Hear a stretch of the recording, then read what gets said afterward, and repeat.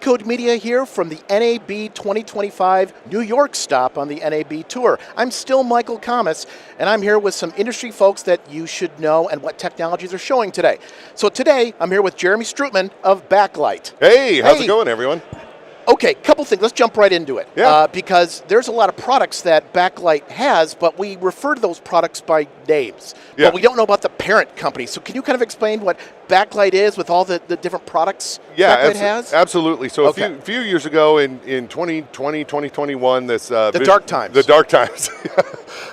This vision of Backlight came about where we wanted to look at profitable SaaS companies that were making waves in the industry, both from a content creation standpoint and a distribution and delivery standpoint. Sure. So there were about 5-6 companies that were acquired to make up the Backlight brand.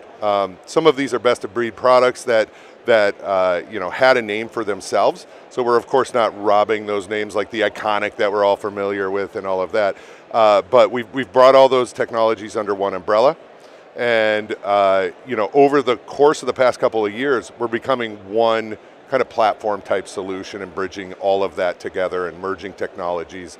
I came from the Iconik side of the fence, and we're benefiting from those other technologies and those other products that are actually bolstering and lifting up Iconik and Wild Mocha and all of that. Yeah. Speaking of Wild Mocha, isn't that one of the announcements this year, or this show, that there's more compatibility, for lack of a better term, with the different applications together? Yeah, absolutely. Wild Mocha was really designed for a live clipping solution, so live streams coming in, live clipping for distribution to social media. So very easy cloud type, browser type clipping tools to be able to add lower thirds and make cuts and all of that. But then for mass distribution to all the social media platforms. So if you've got 50 Twitter feeds or X feeds, I guess now, and YouTube and all of that, you can do that in mass through live events. Now there is also the capability of doing that with, just clip media, stuff that's in your archive of media. Mm-hmm. Hence, the media asset management solution comes into play,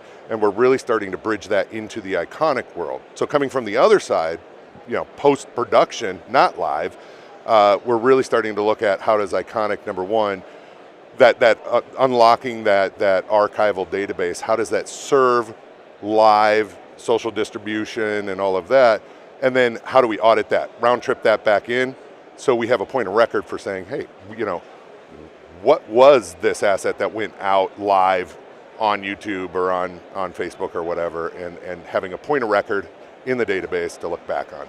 You mentioned tools that look at your archive, and one of the things that we've talked about quite a bit has been extensibility and compatibility with third parties. Yeah. And of course, AI, right? Yeah. Buzzword. Yeah. Can you talk about how Iconik's been able to do that with third-party asset management systems, both cloud and on-prem? Yeah, I think the thing is like traditionally a media management platform has a business level, business operational metadata in it, right? It's kind of like specific to the customer's data set. Right. Now there's more global world metadata, how many times are you going to make me laugh in this interview? How many times am I going to smile? That more like semantic type of data that people are really looking to curate. And right now, those are kind of in disparate systems. Mm-hmm. You've got these machine learning models and all of these AI tools that are enriching this data set from a semantic standpoint, but really the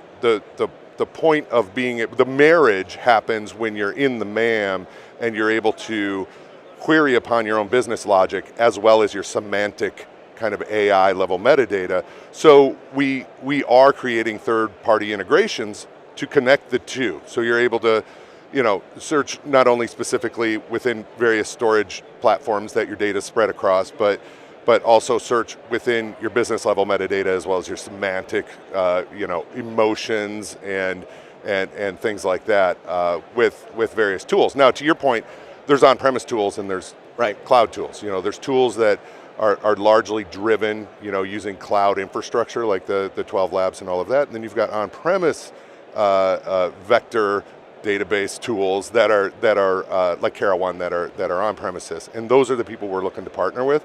So like anything, choose your own storage, choose your own AI. we are doing some of our own AI stuff, but I think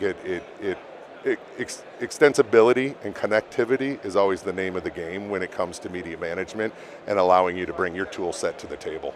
You brought up a very interesting point, and I assume Backlight isn't immune to this because it's affecting the whole industry, is that for years we've had these structured databases for asset management systems that are objective terms, car, person, smile, right? Yeah. Or I guess that could be a subjective. And then you have these new vector database models, which are semantic in nature, then trying to find a way to search across the two or combine them into one single database, and that's really difficult when you have millions of assets and tens of millions bits of metadata. Yeah, absolutely. Like if I'm looking for a joyful moment, that is semantic. That is searching for something that nobody's maybe punching that in a manual way on a database. But if I'm looking for you've been the infamous Michael Kamas for years and years and years, but if you were to go through a name change or something like that, some of that business level logic is in the MAM, so I might be searching on an ID number that associates with Michael Kamas. That's been in the MAM forever, right?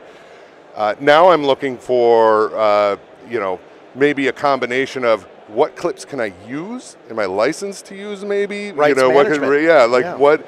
What stuff, if I look for Michael Kamas smiling, I get tons and tons of data, but it's like, but what can I use actually out of that data set? So it's the marriage of the two, Yeah. So is there anything else Iconik or that you're showing at the booth here at NAB? Oh yeah, I mean really we had a big major release that actually happened fairly recently in September, and a couple of big things along those lines. Like we did introduce our own trainable facial recognition. We recognized a need for customers to be able to take not necessarily celebrities and known names, CEOs, but CEOs, things like that. Exactly. Sure. Yeah, the keynote presentations and things like that happen at various trade show events and things like that. As famous as I think I am, I'm not all that famous. So we can. You're the tall guy with the baritone voice. Right. We know that. We know that. Yeah. So training a facial recognition model on. Well, this is Jeremy's face and training that, and that's all within the Iconik bubble, and that's all within. That's our tech that we built, and that's all within the customer's domain. So we're not using that to train other databases. So if my face is in someone else's Iconik domain, it's not learning on that. You would have to train that customer would have to train that database. So we wanted to segment that off so folks could do more of that corporate level facial recognition training and all of that. Couple of other great things from a nuts and bolts standpoint. We released our DaVinci Resolve panel, which has been something that people have been wanting to see from us for a long time. And that's for the studio version, correct? Yeah, okay. Exactly. And then iOS app, which is in beta now, and it's going through daily iterations before it officially goes live. But if there's anybody out there that wants to test it, they can reach out to Michael and I, and we can get them help on that. And then lastly, one of the products that was under the Backlight umbrella was a review product, and it was like a live review product where remotely you could be in the same kind of like over-the-shoulder review process. And Iconik has had review and approval for a long time, and I can send you an asset, and you can mark it up and draw on it, put hair on my head and all of that, and send it back to me.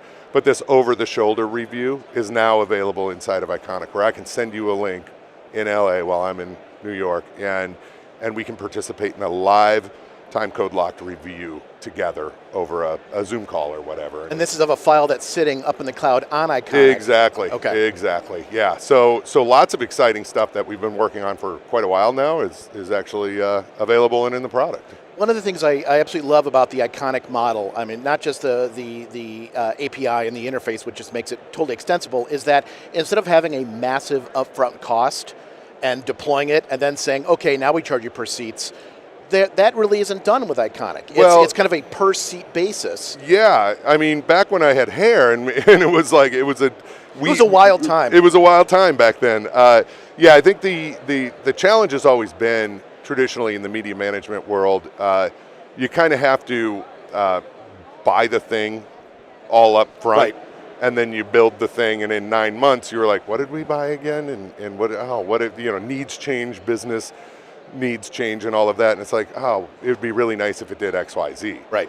One of the things Iconik really unlocked was the ability to to get started and to be able to define and decide what it is you really want to do as you're kind of like launching and gaining adoption at the same time.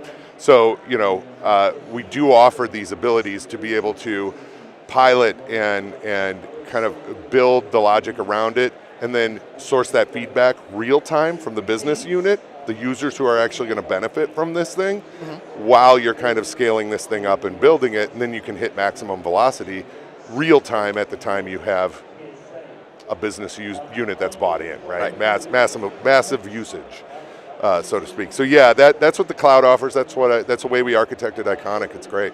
But last question, I want to make sure that everyone understands that Iconik does have a way to look at on-prem storage and actually use some of those things, right? Yeah, of course. Yeah, I mean, all of us who, participated in this project of Iconik, we all came from a MAM world in the traditional sense, and we know that everything's not going to the cloud. We talked about this a few weeks ago.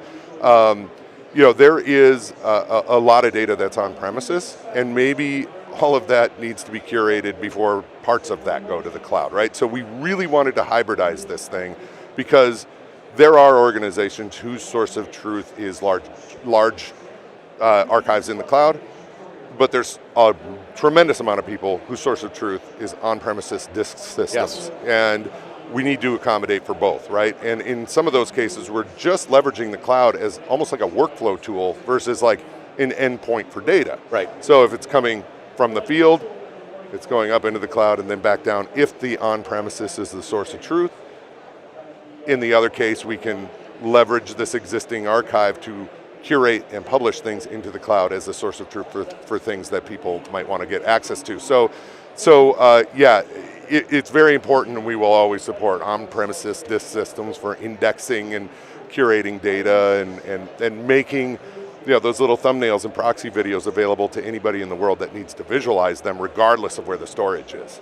And I really don't want folks to minimize that, because what we've seen is kind of a bifurcation, is that if you're a MAM in the cloud, you're a cloud MAM. If you're a MAM on-prem, you're an on-prem MAM. Yeah. Usually there's not a lot of in-between. It's you pick one, you stay in your lane. Well, that's the thing, and to give like large cloud DAMs and MAMs, their due credit, like if you're going to provide a cloud MAM DAM solution, you need to own the infrastructure historically, and that's how you guarantee your quality of service. So we looked at what parts can we keep in the customer's hands in terms of infrastructure that we can support and still maintain this quality of service. Sure. Like it's always on, So Jeremy and I could talk for hours, and you know what? We did. Keycode Media has an upcoming Broadcast to Post podcast where you're only going to hear about a tenth of the riffs that Jeremy, myself, and the legend himself, Bryson Jones, the high-def cowboy, we all sat down and we did our Broadcast to Post podcast, which will be launching soon. So I recommend you sign up for our Broadcast to Post notifications. And also, if you're looking to expand your on-prem production or your cloud post-production or your audio and visual environment, reach out to us. That's what we do. And we also offer advantageous favorite pricing plus free consulting, and if you're lucky, I'll come and give you a hand. So check us out at keycodemedia.com, and we'll be on the show floor today and tomorrow. Thanks, Jeremy. Thank you very much, sir.